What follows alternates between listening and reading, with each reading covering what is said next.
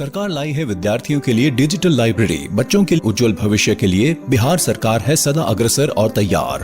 कक्षा 1 से कक्षा 12 तक की सभी पाठ्य पुस्तक पूरक सामग्री एवं वीडियो अब शिक्षा विभाग बिहार सरकार द्वारा विकसित पोर्टल पर है उपलब्ध। अध्ययन सामग्री देखने के लिए BEPCLOTS.bihar.gov.in पर विजिट करें अथवा एंड्रॉइड मोबाइल पर गूगल प्ले स्टोर से E-LOTS ऐप डाउनलोड करें। शिक्षकों, अभिभावकों एवं बच्चों से अनुरोध है कि इस लाइब्रेरी का अधिक से अधिक लाभ उठाएं और अपनी पढ़ाई जारी रखें। हेलो बच्चों, कैसे हैं आप सब?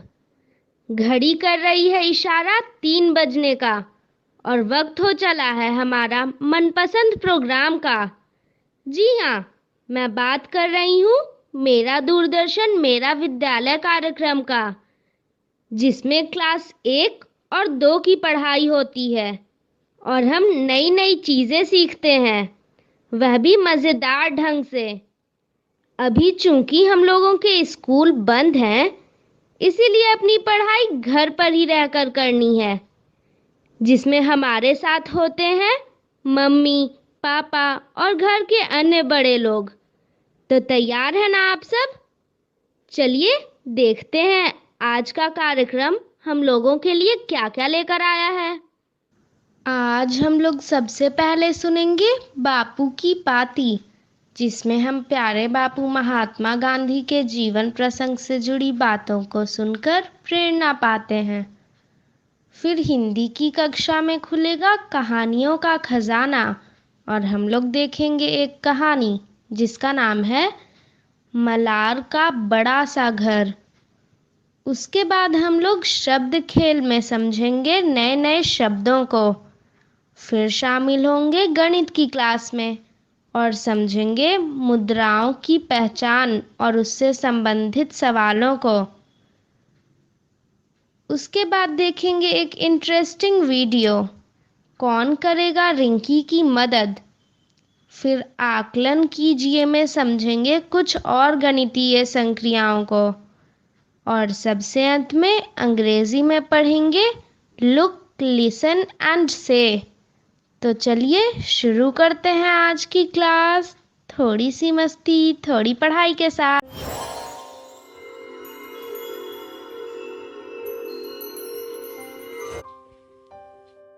बापू की कहानी, जिसमें हम बात करेंगे महात्मा गांधी के जीवन के बारे में। पिछली बार हमने ये जाना कि बापू की शादी जल्दी हो जाने की वजह से उनकी 1 साल की पढ़ाई बिगड़ गई। बाद में उन्होंने खूब मेहनत करी, पढ़ाई में उनका मन लगने लगा, लेकिन व्यायाम करने से वो बचते थे। व्यायाम ना करने का नुकसान मोहन को उतना नहीं हुआ, पर एक दूसरी कमी की कीमत उन्होंने जीवन भर चुकाई और वो थी बिगड़ी हुई लिखावट। उन्हें यह गलतफहमी हो गई थी कि साफ सुथरी लिखाई का शिक्षा से कोई लेना देना नहीं है। बड़े होने के बाद गांधी जी ने अपनी खराब लिखावट सुधारने की कई बार कोशिश करी, लेकिन बचपन की बिगड़ी आदत फिर ठीक नहीं हुई। उनका लिखा हुआ पढ़ना मुश्किल होता था। जब दूसरों के मोती के दानों जैसे साफ और सुंदर अक्षर दिखते, तब गांधी जी को पछतावा होता। वो कहते थे, खराब अक्षर अधूरी शिक्षा की निशानी मानी जानी चाहिए।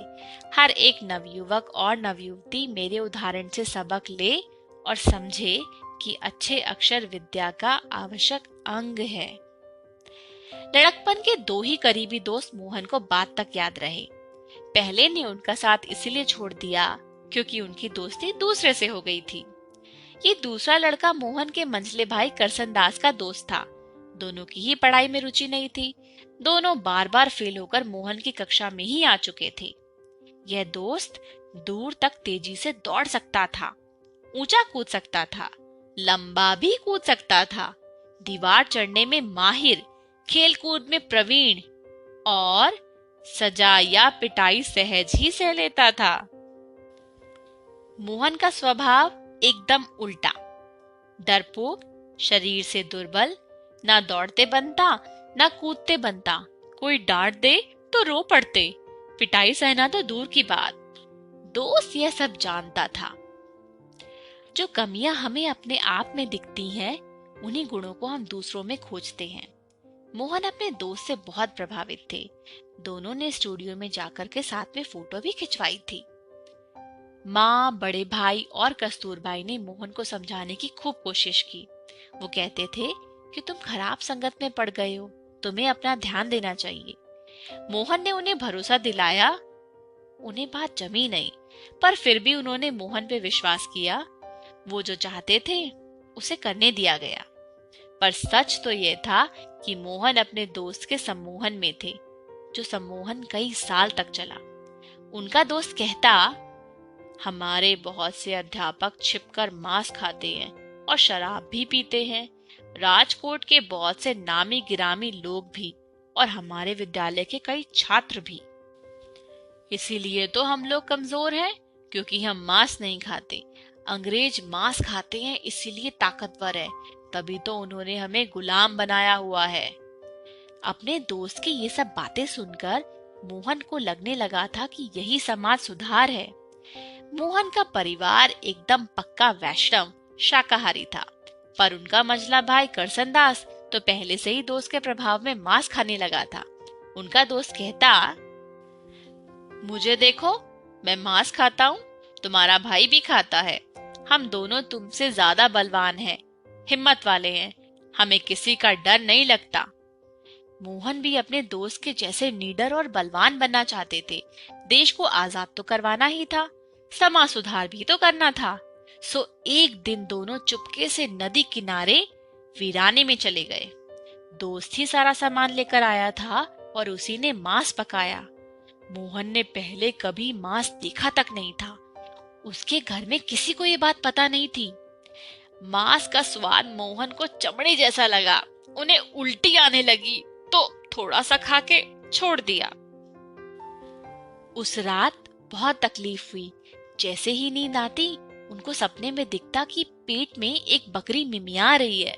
वो चौंक कर उठते, फिर अपने आप को समझाते कि मांस खाना जरूरी है। दोस्त आसानी से हार मानने वाला नहीं था। वो तरह तरह के पकवानों में मांस मिला देता ताकि मोहन को भा जाए। यह सरकारी डाक बंगले में होता, जहाँ के बावर्ची को उसने पटा रखा था। ये सब साल भर तक चला। कोई 5-6 बार मोहन ने चोरी छिपे मांस खाया। खर्चा हमेशा दोस्त ही उठाता था, क्योंकि मोहन के पास तो फूटी कौड़ी भी नहीं होती थी। जब ऐसी दावत खाकर मोहन घर लौटते, तब भूखी नहीं बचती, तो वो घर में झूठ बोलते। माँ पूछती कि खाना क्यों नहीं खा रहे, तो मोहन कहते, भूख नहीं है, पेट में गड़बड़ है। पर वो सोचते कि मैं ऐसे घर में कब तक धोखा देता रहूंगा। घर में झूठ बोलना उन्हें खराब लगता, इसलिए मांस खाने का अभ्यास उन्होंने टाल दिया और फिर सदा ही शाकाहारी रहे। लेकिन इस दोस्त का साथ और समय चला। कस्तूरबाई के बारे में भी इस दोस्त ने मोहन के कान भरे।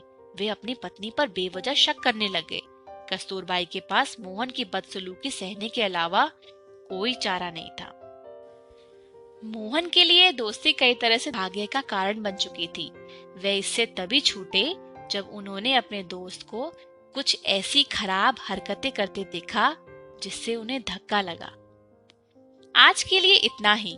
अगली बार हम देखेंगे कि क्या हुआ था जब महात्मा गांधी ने चोरी की थी।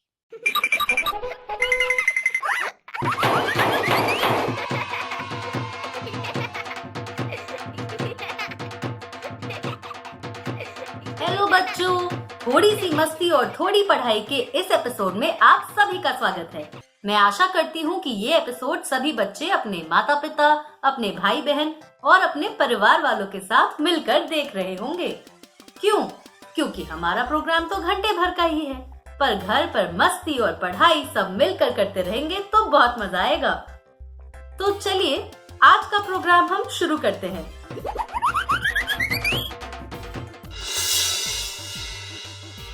सबसे पहले हम सुनेंगे एक कहानी और कहानी पर कुछ बातचीत भी करेंगे। उसके बाद हम खेलेंगे कुछ अक्षरों के खेल। तो आप लोग तैयार हैं? चलिए सुनते हैं कहानी। बिट्टू की काकी, क्या बातें हो रही है, हमें भी तो बताओ। बिट्टू के काका, बिटिया आजकल बड़ों जैसी बातें करने लगी है। अच्छा, ऐसा क्या बोल रही है? यह तो बिट्टू से ही सुनिए। मैं और काकी बात कर रहे थे कि जो भी चीजें हम खाते हैं हमारे शरीर के लिए फायदेमंद होती हैं। तुम सही कह रही हो, लेकिन यह बात जरूर तुम्हारे काका ने बताई होगी। पर मैंने तो नहीं बताया। फिर बिट्टू तुम ही बताओ। ये तो मैंने कहानी में पढ़ा था। बहुत बढ़िया, तो जरा हमें भी तो बताओ। काका, कहानी में फलों, सब्जियों और सूखे मेवे के खाने के फायदे के बारे में बताया गया था। मतलब अब तुम सभी चीजों को खाओगी? पर मुझे तो नहीं लगता। कभी बोलती हो सेब अच्छा नहीं लगता है, तो कभी बोलती हो मुझे तो सिर्फ आलू की सब्जी ही पसंद है। काकी, अब तो मैं सब कुछ खाऊंगी। बिटिया, बड़ों जैसी बातों से एक कहानी याद आ गई। अरे वाह! कहानी? फिर तो जल्दी सुनाइए।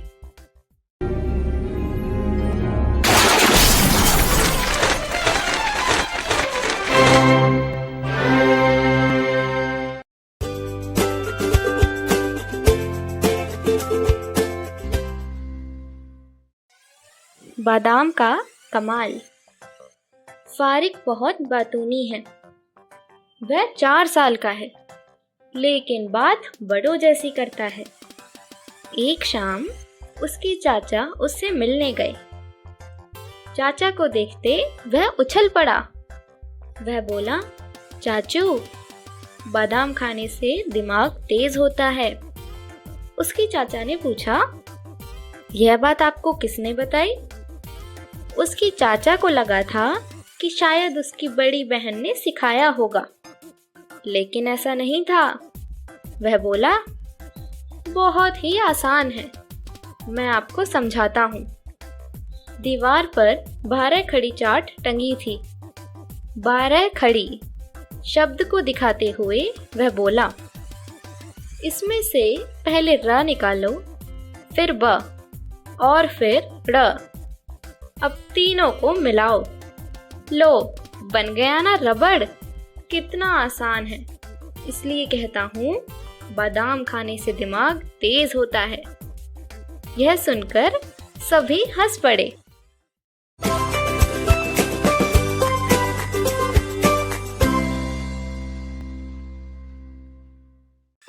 अरे वाह, बहुत ही मजेदार कहानी थी। बहुत खूब काका, मजा आ गया। फिर चर्चा शुरू करें? हाँ हाँ काका, मैं शुरू करती हूँ। काकी, आप बताइए, फारिक से मिलने कौन आया था? फारिक से मिलने उसके चाचा आए थे। अब बिटिया तुम बताओ, फारिक ने चाचा से क्या बोला था? फारिक ने बोला, चाचा, बादाम खाने से दिमाग तेज होता है। बहुत बढ़िया। बिट्टू के काका, आप बताइए, फारिक ने 12 खड़ी चार्ट को दिखाते हुए क्या बोला था? भाग्यवान, उसने बोला, इस 12 खड़ी चार्ट से पहले र निकालो, फिर ब, फिर अड़। अब तीनों को मिलाओ, लो, बन गया रबड़। बहुत बढ़िया। बच्चों, आप भी इस कहानी को घर के सदस्यों को सुनाइए और निम्नलिखित प्रश्नों पर चर्चा कीजिए। पहला प्रश्न, फारिक किसको देखकर उछल पड़ा था?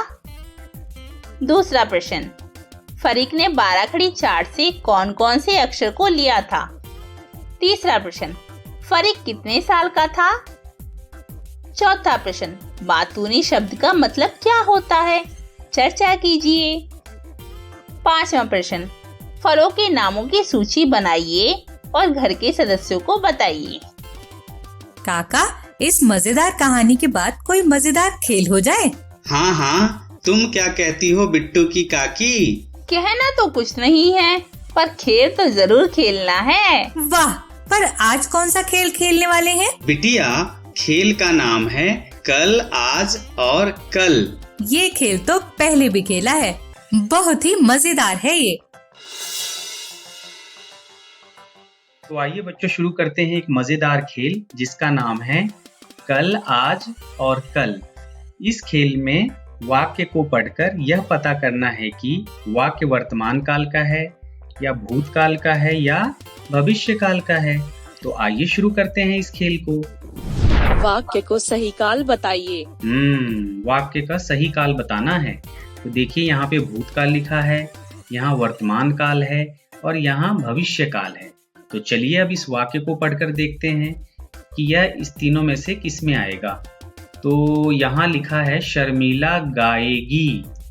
अच्छा, गाएगी, अभी गा नहीं रही है, तो मुझे लग रहा है कि इसमें आने वाले दिनों की बात हो रही है।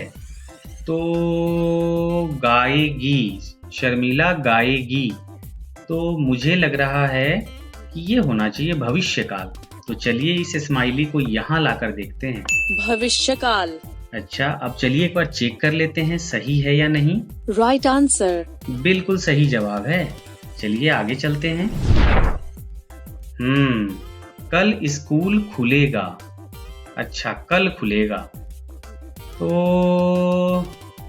मुझे लग रहा है कि यह भी आने वाले दिनों की बात हो रही है, कल, है ना? तो ये लग रहा है कि यह भी भविष्यकाल होगा। तो चलिए इस स्माइली को भविष्यकाल में लाकर देखते हैं। भविष्यकाल। अब चलिए चेक कर लेते हैं सही है या नहीं। Right answer. बिल्कुल सही जवाब है। चलिए अब आगे चलते हैं। अब यहाँ लिखा है मोनिका हंसी थी। अच्छा, मोनिका हंसी थी, हंस नहीं रही है, हंसी थी, यानी कि ये बीते दिनों की बात हो रही है। तो बीते दिनों की बात हो रही है, तो मुझे लग रहा है कि ये भूतकाल होना चाहिए। तो चलिए इस स्माइली को यहाँ लाकर देखते हैं। भूतकाल। भूतकाल। अब चलिए चेक कर लें सही है या नहीं। Right answer. अरे वाह, बिल्कुल सही जवाब है। चलिए आगे चल के देखते हैं।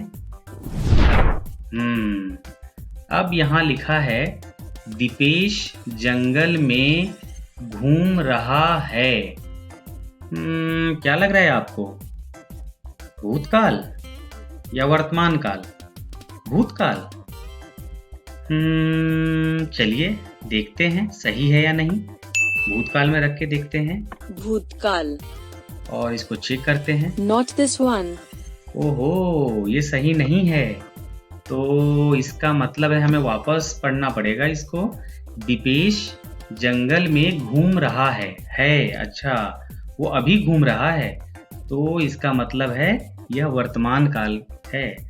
तो चलिए इसको यहाँ लाकर देखते हैं। वर्तमान काल। और अब चेक करके देखते हैं सही है या नहीं। Right answer. अरे वाह, बिल्कुल सही जवाब है। चलिए आगे चलते हैं। मजा आ रहा है आपको इस खेल में? वाह, मजा आ गया, क्यों बिट्टू? काकी बहुत बढ़िया, मैंने सारे वाक्यों के सही काल बताए। वह तो मैं भी देख रहा था। अच्छा, सिर्फ देख रहे थे या खेल भी रहे थे? बिट्टू की काकी, तुमको पता है फिर भी ना। अरे, मैं तो मजाक कर रही थी। इस बार बिट्टू की काकी, तुम अपने पिटारे से खेल निकालो। क्यों, आपका पिटारा खाली हो गया क्या?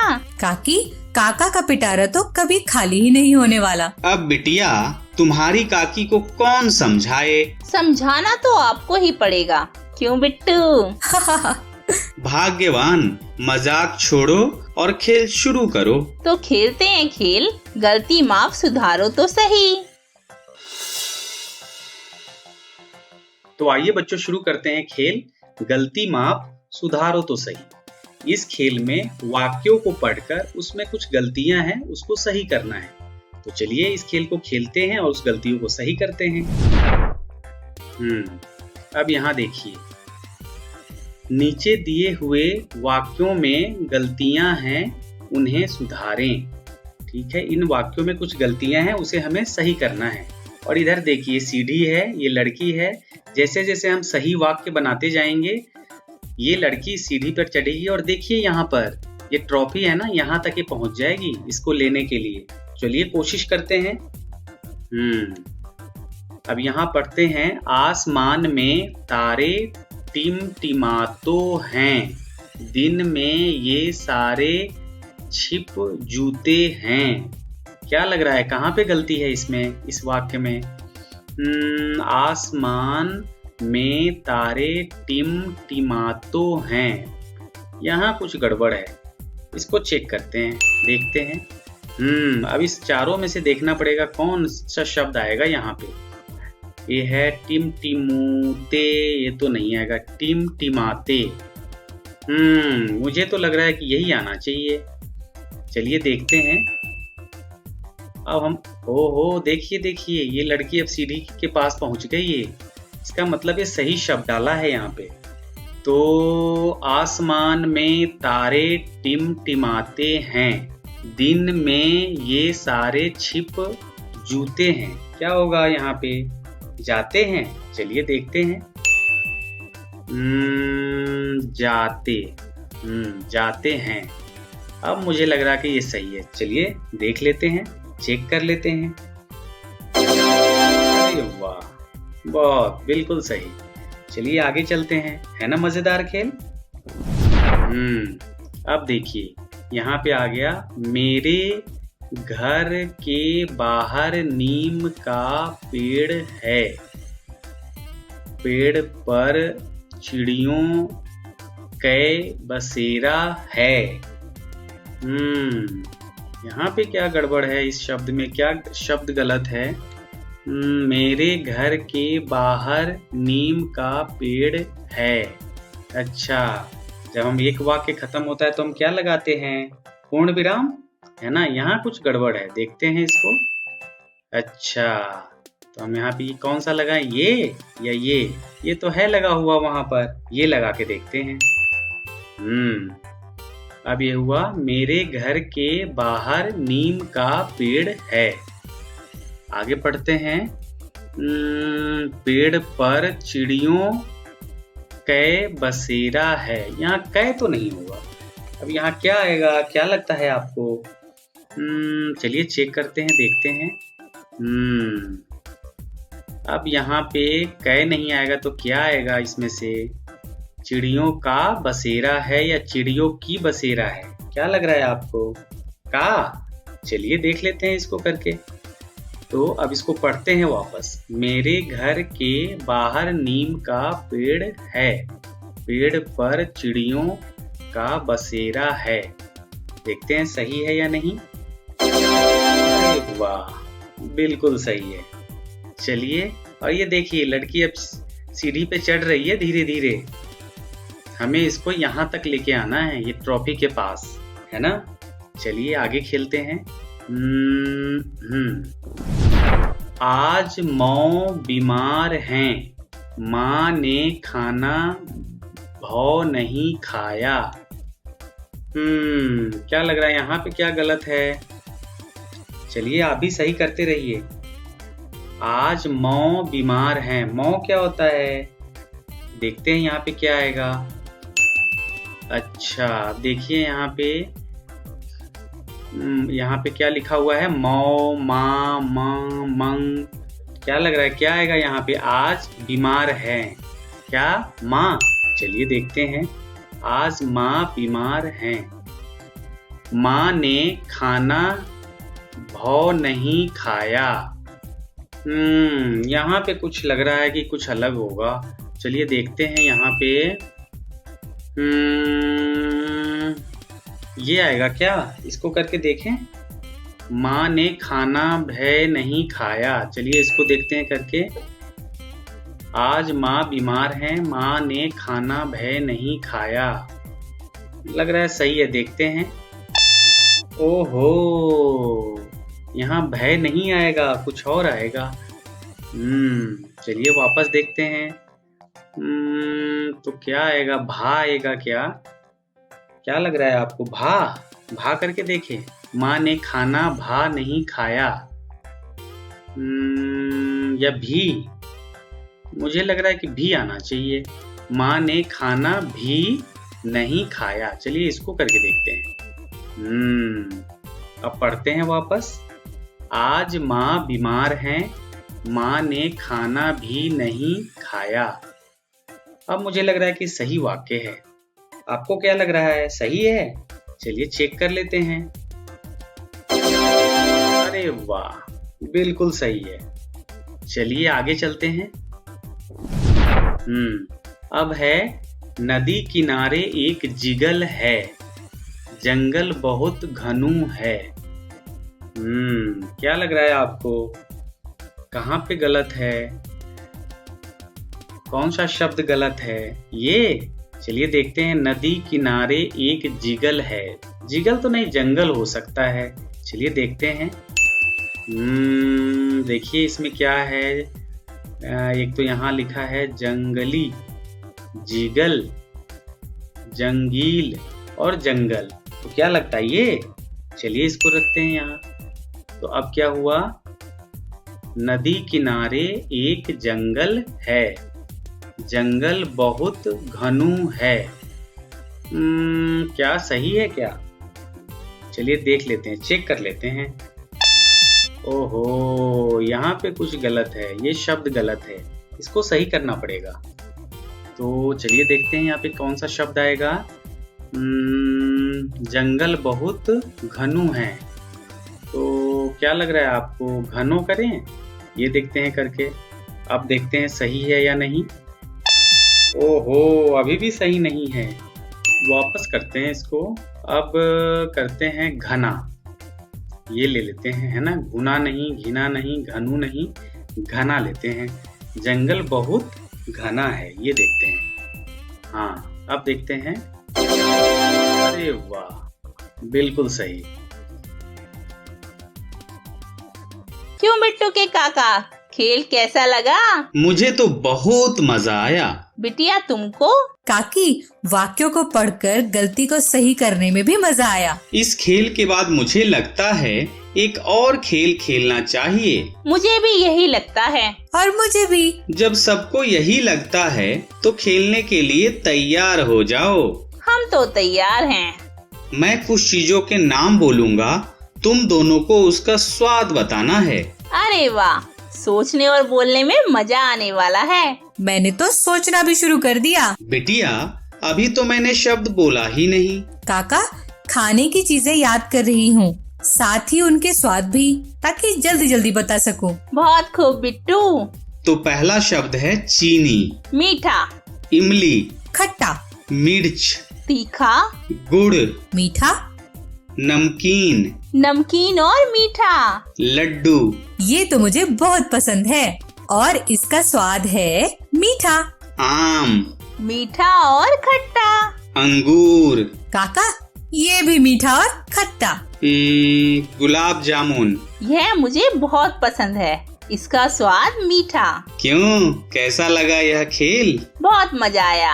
अब तो मेरा लड्डू खाने का मन करने लगा है। इसमें कौन सी बड़ी बात है। खेल खत्म करते हैं और चलते हैं लड्डू बनाने। क्यों भाग्यवान?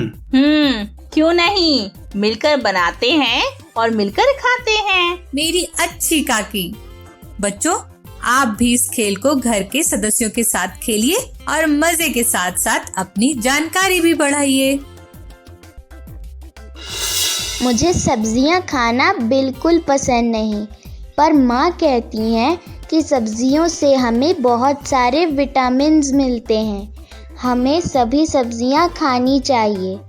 अब तो माँ ने इतनी सब्जियां खिला दी हैं कि मुझे तो सपने में भी सब्जियां दिखने लगी हैं। कल तो मुझे टमाटर का एक मज़ेदार सपना आया।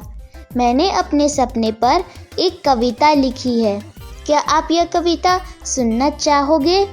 चलिए फिर सुनाती हूँ टमाटर की कविता, जिसका नाम है आहा टमाटर। आहा टमाटर बड़ा मजेदार, आहा टमाटर बड़ा मजेदार। एक दिन इसको चींटी ने खाया, एक दिन इसको चींटी ने खाया। हाथी को भी मार भगाया, हाथी को भी मार भगाया। आहा टमाटर बड़ा मजेदार, आहा टमाटर बड़ा मजेदार। एक दिन इसको पतलू ने खाया, एक दिन इसको पतलू ने खाया। मोटू को भी मार गिराया, मोटू को भी मार गिराया। आहा टमाटर बड़ा मजेदार, आहा टमाटर बड़ा मजेदार। कैसी लगी मेरी कविता? अच्छी थी ना? टमाटर खाकर सबको ताकत मिली, चींटी से लेकर पतलू तक।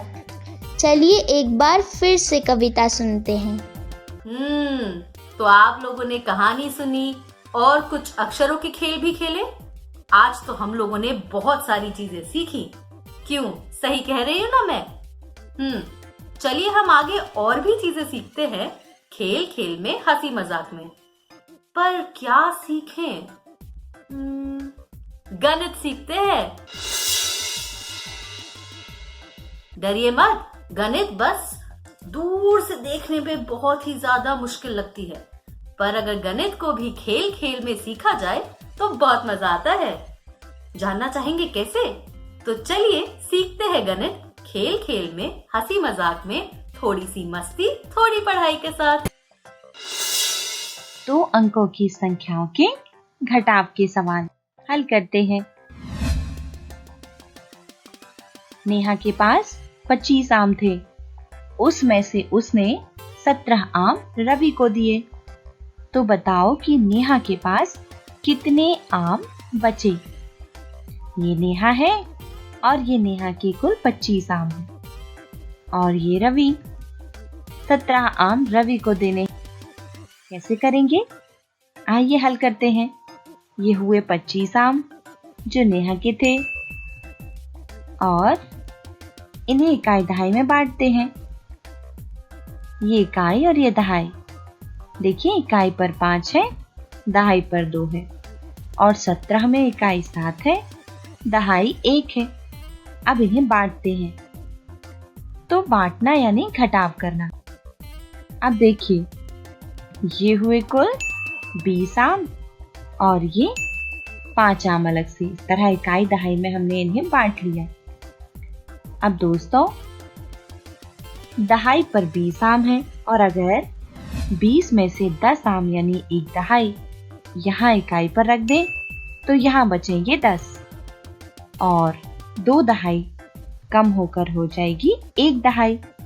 और 1 दहाई कहाँ चली गई? 1 दहाई इकाई के पास पहुंची तो 5 हो गया 15। अब दोस्तों, 15 से हमें 7 आम करने थे कम, तो कर लेते हैं। ये 7 आम हमने रवि को दे दिए। तो अब यहाँ कितने बचे? अब बचे 8, और 1 दहाई थे और पूरे देने पर कितना बचा? कुछ भी नहीं, 0। इस तरह नेहा के पास कितने आम बचे? नेहा के पास बचे हैं कुल 8 आम, क्योंकि देखिए ये 17 आम तो रवि को दिए, तो रवि को मिले 17 आम, नेहा के बचे ये 8 आम। अगला सवाल करते हैं दोस्तों। तो सवाल है, दादी के पास 42 चॉकलेट थे, उसमें से उन्होंने 28 चॉकलेट सुमन को दिए। तो बताओ कि दादी के पास कितने चॉकलेट बचे? ये है दादी, और ये दादी की 42 चॉकलेट, और ये सुमन को देने कितने? 28 चॉकलेट। तो ये कुल कितने हैं? 42। अब हम एक टेबल बना लेते हैं और उस पे इकाई और दहाई लिख लेते हैं। 42 में 2 है इकाई और 4 है दहाई, और 28 चॉकलेट जो सुमन को देने हैं उसमें 8 इकाई है और 2 दहाई है। और अब दोस्तों, चलिए इकाई दहाई पे चॉकलेट को अच्छे से जमाते हैं। तो भाई, यहाँ पे ये कुल 40 चॉकलेट और ये 2 अलग से हैं। अब अगर ये 40 में से 10 चॉकलेट इकाई को दे दे तो यहाँ कितनी बची? 30 बची, मतलब 4 नहीं, अब 3 दहाई बचा। और यहाँ पर अब 2 इकाई नहीं है, चॉकलेट हो चुकी है 12, इसलिए इकाई पर आया 12। अब 12 से हमें घटाव करना है किसका? 8 का। तो चलो करते हैं। ये 8 चॉकलेट निकाल देते हैं। तो कितनी बची? अब 12 बची क्या? नहीं, अब बची कुल 4। तो इकाई पर आ गया 4। अब दहाई पर देखिए, हमें कितना निकालना है? 2 दहाई। तो भाई ये लो, 2 दहाई यानी कुल 20 चॉकलेट हमने निकाल दी। तो क्या 30 बची? नहीं, अब बची कुल 10 यानी 1 दहाई। इस तरह दहाई पर आया 1, इकाई पर आया 4, मतलब कुल 14। तो दोस्तों, हमने कितनी चॉकलेट दे दी सुमन को? हमने दे दी 28 चॉकलेट। इस तरह सुमन को मिल गई 28 चॉकलेट और दादी के पास बच गई के 14 चॉकलेट। तो दादी के पास अब 14 चॉकलेट बचे। चलो अगला सवाल करते हैं। अगला सवाल है, रोहित के पास 81 कंचे थे, उसमें से उसने 48 कंचे अनिल को दिए। तो बताओ कि रोहित के पास कितने कंचे बचे। ये रोहित के कंचे और ये अनिल, और अनिल को देने हैं 48 कंचे। ये कुल 81 कंचे हैं। चलिए टेबल पर इकाई दहाई में इन्हें लिखते हैं। तो 81 में 1 है इकाई और 8 दहाई है। 48 में 8 इकाई और 4 दहाई है, और हमें घटाव करना है। तो ये कुल कितने हैं? 80 कंचे हैं, और ये 1 कंचे अलग से ले लिया। अब देखिए 80 में से अगर मैं 10 कंचे यहाँ दूं तो यहाँ बचते हैं 70, और अब यहाँ पे 8 दहाई नहीं रहेगा, अब हो जाएगा 7 दहाई। और अब इकाई पर 1 नहीं है, अब कितने हो गए हैं कंचे? 11, यानी इकाई पर अब 11 है, और हमें कम करना है 8। तो भाई 11 से हमने 8 कंचे निकाल दिए। इस तरह अब 11 नहीं बचे, कितने बचे? 3 बचे, यानी 3 इकाई। और देखिए दोस्तों दहाई पर 70 है, यानी 7 दहाई, और निकालनी कितनी है? 4 दहाई, यानी 40। तो ये 40 कंचे हमने निकाल दिए। तो अब कितने बचे? 30 बचे, यानी 3 दहाई। इस तरह कितने कंचे निकल गए? 48, जो हमने किसको दे दिए? अनिल को। तो अनिल को मिल गए ये 48 कंचे, और अब बचे रोहित के पास ये 33 कंचे।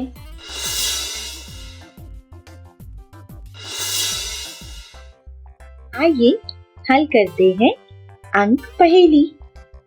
तो देखिए दोस्तों, अंक पहेली में हमें क्या करना है। दोस्तों अंक पहेली किसके बारे में है? घटाव के। तो चलो घटाव करते हैं। सबसे पहले सबसे बाएं कॉलम से शुरुआत करते हैं। तो देखिए इकाई पर है 5 और यहाँ पर है 2। तो 5 से अगर 2 घटाया तो मिला 3, और 6 से 3 घटाने पर 3। इस तरह 65 से 32 घटाने पर क्या मिला दोस्तों? 33 मिला। अब हम बढ़ते हैं ऊपर वाली पंक्ति पर। 65 से हमें 32 घटाना है। क्या करें? देखिए इकाई पर जाइए, इकाई में 5 और 5 है, तो 5 से 5 गया तो 0। फिर दहाई पर आते हैं, तो 6 दहाई से 3 दहाई कम करो तो मिलता है 30। तो अगला देखिए 30 से हमें 15 घटाना है। तो देखिए दोस्तों 15 और 15 मिलकर 30 हुआ, इसलिए जब 30 से हमने 15 घटाया तो मिलता है 15। अब इसे हल करते हैं। 60 से हमें 40 कम करने हैं। 60 से 40 घटाने पर मिलता है, बिल्कुल ठीक पहचाना, 60 से अगर 40 जाए तो मिलता है 20। अब यहाँ देखिए दोस्तों पंक्ति पर 60 से 15 कम करो तब कितना होगा? बहुत ही आसान है। सबसे पहले तो 60 से हम 10 कम करते हैं तो हमें मिलता है 50।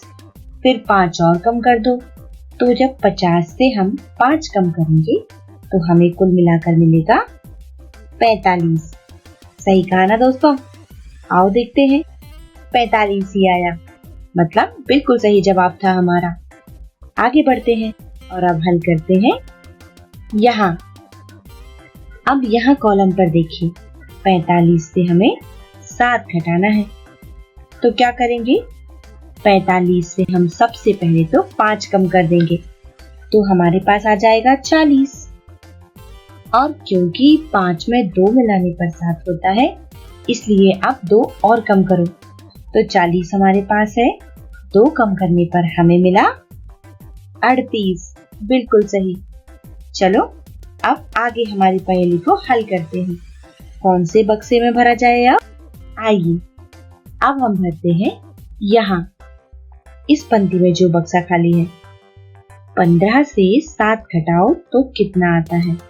फिर वही दोस्तों, 15 में हम सबसे पहले तो 5 कम करेंगे, तो हमारे पास मिल जाएगा हमको 10। और फिर 2 और कम कर दो, तो 10 से जब हम 2 कम करेंगे तो क्या मिलेगा बच्चों? सही कहा, 10 से 2 कम करने पर 8 मिल जाएगा। और अब आगे देखिए कौन से बक्से में भरा जाए अब? ठीक है, इस बॉक्स को हल कर लेते हैं। 59 से 8 कम करते हैं। ये तो बहुत आसान पहेली है। देखिए, 59 में 9 आ रहा है और 9 से 8 कम करना तो बहुत ही आसान है। 9 से 8 जाने पर बचता है 1 और 5 उसी तरह रहेगा। इस तरह कुल मिलाकर मिलेगा 51। अब बचे हैं सिर्फ 1, 2, 3, 4, 5 बक्से जिन्हें हमें भरना है। चलो अब अगला बक्सा भरते हैं। यहाँ देखो, 51 से 30 कम करो तो कितना आएगा? फिर वही बात दोस्तों, सबसे पहले तो हम 50 से 30 कम कर लेते हैं।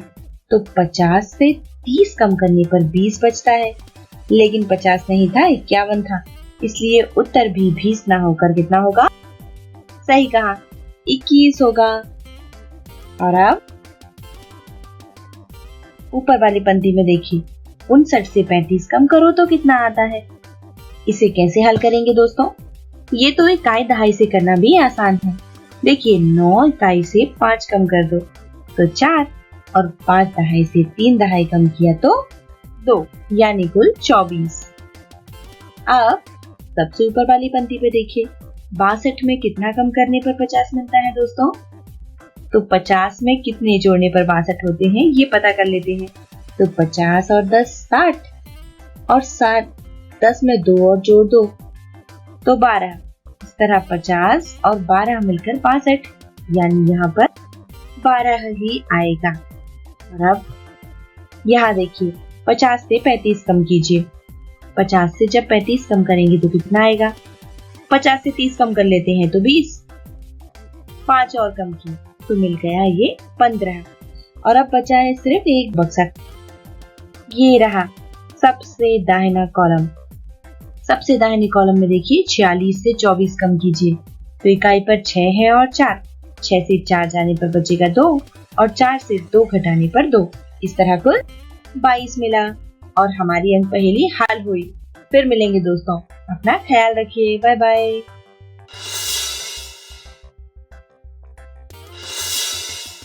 हेलो बच्चों, चलिए एक खेल खेलते हैं। देखते हैं कि आकृतियाँ किसके जैसे दिखती हैं। तो हमारे खेल का नाम क्या है? खेल का नाम है मैं किसके जैसे दिखता हूँ। आपको आकृतियाँ देखकर बतानी है कि वह किस आकृति से मिलती जुलती हैं। ये क्या है? हाँ, यह एक घड़ा है। अच्छा, यह घड़ा किसके जैसे दिखता है? कोई बता सकता है कि यह किस आकृति से मिलता है? वर्गाकार है। सोचो, वर्ग में 4 कोने हैं और घड़े में एक भी कोना नहीं तो नहीं है। तो फिर क्या यह त्रिभुज के आकार का है? देखो, त्रिभुज में 1, 2 और 3 कोने हैं और इस घड़े में एक भी नहीं, तो यह त्रिभुज आकार नहीं है। क्या यह गोलाकार है? ध्यान से देखो। हाँ, बिल्कुल मिलता जुलता है, यानी यह गोलाकार हो सकता है।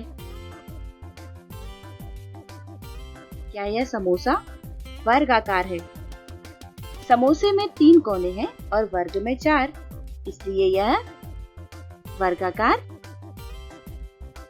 वृत्ताकार है। देखो, वृत्त में एक भी कोना नहीं है और समोसे में तो 3 कोने हैं। फिर त्रिभुजाकार, समोसे में 3 कोने हैं और त्रिभुज में भी। तो क्या लगता है? मिला के देखें। बिल्कुल, यह एकदम त्रिभुजाकार है। अब इस घड़ी को देखिए, किससे मिलती जुलती है? क्या यह गोल है? नहीं, गोल नहीं है। तो फिर क्या यह त्रिभुजाकार है? त्रिभुज में 3 कोने हैं और इस घड़ी में 4, तो त्रिभुजाकार नहीं है। क्या यह वर्गाकार है? हाँ, वर्ग में 4 कोने हैं और इस घड़ी में भी आकार है। बताओ कि इन तीनों आकृतियों में से गोल आकृति कौन सी है? कैलेंडर गोल है। देखिए, कैलेंडर में तो 4 कोने हैं, तो यह गोल नहीं है। पिज्जा, क्या यह गोल है? पिज्जा में 3 कोने हैं, इसलिए यह गोल नहीं है। हाँ, ये बॉल एकदम गोलाकार, गोल मिल गया। तीनों में त्रिकोण कौन है? कौन है? त्रिकोण यानी 3 कोने। कैलेंडर में देखो, नहीं है। पिज्जा में, इसलिए पिज्जा त्रिकोण हुआ। अब यहाँ बताओ इन 3 आकृतियों में से चौकोर कौन सी आकृति है? चौकोर लग रहा है। तरबूज तो एकदम गोल है। नहीं, ये छाता नहीं है चौकोर। हाँ, ढोकला चौकोर। 4 कोने दिख रहे हैं। अच्छा, अब इनमें से बताओ कि कौन सी आकृति गोल है। आते हैं, गोलाकार है। समोसे में तो 3 कोने हैं, तो समोसा गोल नहीं हुआ। ढोकले में गोल नहीं है, पर टमाटर तो गोल होता है।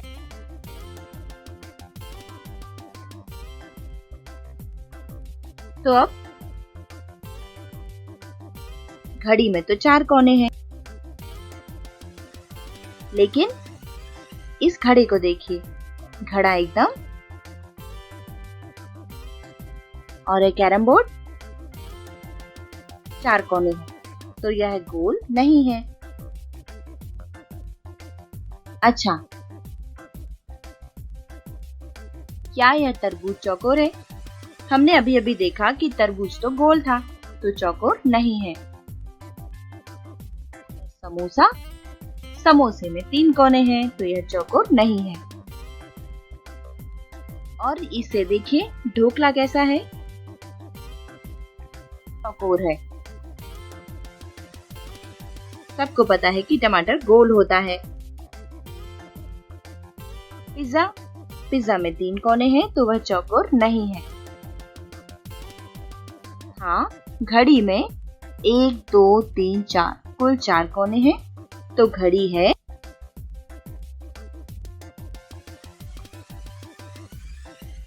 घड़ा, जिसमें कोई भी कोना नहीं है, एकदम गोल है, तो यह चौकोर नहीं है। कैरम बोर्ड पे, तो कैरम बोर्ड में कुल 4 कोने दिख रहे हैं, इसका मतलब कैरम बोर्ड चौकोर है। इस तरह हमने जाना कि कैसे आकृतियां चौकोर, त्रिकोण और गोल हो सकती हैं। आपके घर पर आसपास भी अगर ऐसी कोई आकृतियां हैं, तो उन्हें लिखिए और समझिए। फिर मिलेंगे, बाय बाय।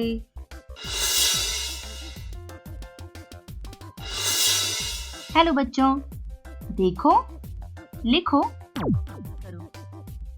तो आपको कौन सा सवाल हल करना है? देखिए, सवाल है कि मीना के पास 44 फूल हैं, उसमें से 26 फूल नीरज को दे दिए, तो बताओ कि मीना के पास कितने फूल बचे। सवाल है कि एक तालाब के बाहर 52 मेंढक थे, उसमें से 14 मेंढक तालाब के अंदर चले गए, बताओ तालाब के बाहर कितने मेंढक बचे। ये देखिए मेंढक जो चले गए हैं कहाँ, तालाब के अंदर, इनमें से कुछ मेंढक, तो कितने बचेंगे ये आपको पता करना है। अगला सवाल पेंसिल के ऊपर होगा। क्या सवाल है?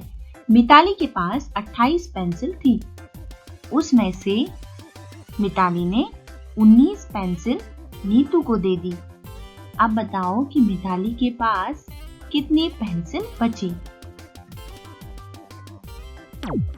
और अब अगला सवाल ध्यान से पढ़िए और हल कीजिए।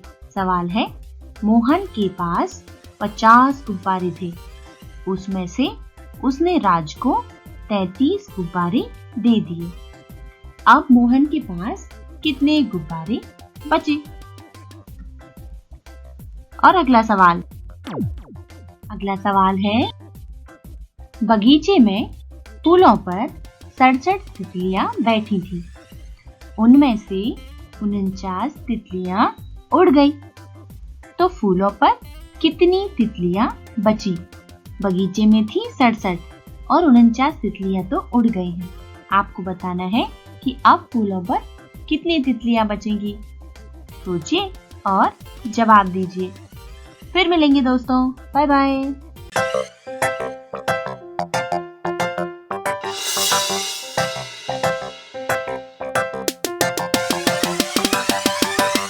हमारी राइम का नाम है टू लिटिल हैंड्स। राइम के नाम से लगता है ये राइम हाथ के बारे में होगी। चलिए राइम देखते हैं। ये वीडियो बनाया है प्रथम इन्फोटेक ने।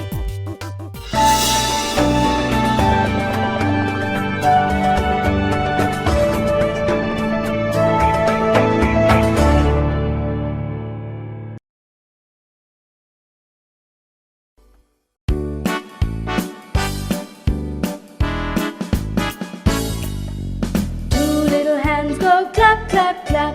Two little legs go tap, tap, tap. Two little eyes are open wide. One little head goes side to side.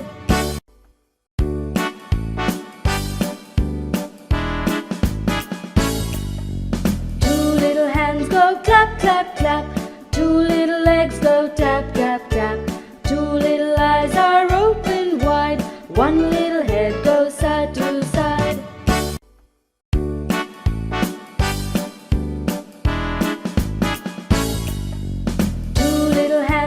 Clap, clap, clap. Two little legs go tap, tap, tap. Two little eyes are open wide. One little head goes side to side. दोस्तों, ये rhyme हाथों के साथ साथ पैर, आँख और सिर के बारे में भी थी। राइम में बताया गया है कि हम अपने इन अवयवों के साथ क्या कर सकते हैं। मुझे तो इस राइम की धुन बहुत पसंद आई। क्या आपको भी धुन पसंद आई? अगर हाँ, तो ये राइम अपने दोस्तों और परिवार वालों को जरूर सुनाना।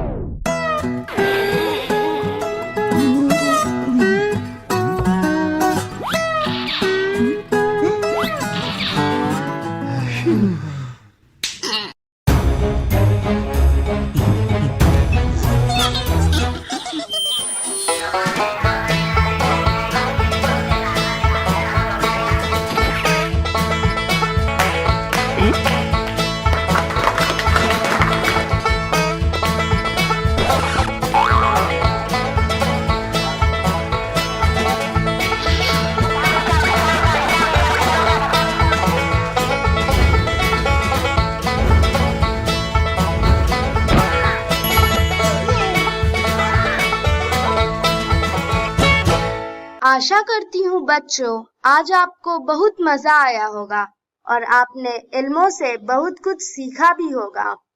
तो मिलते हैं अगले एपिसोड में।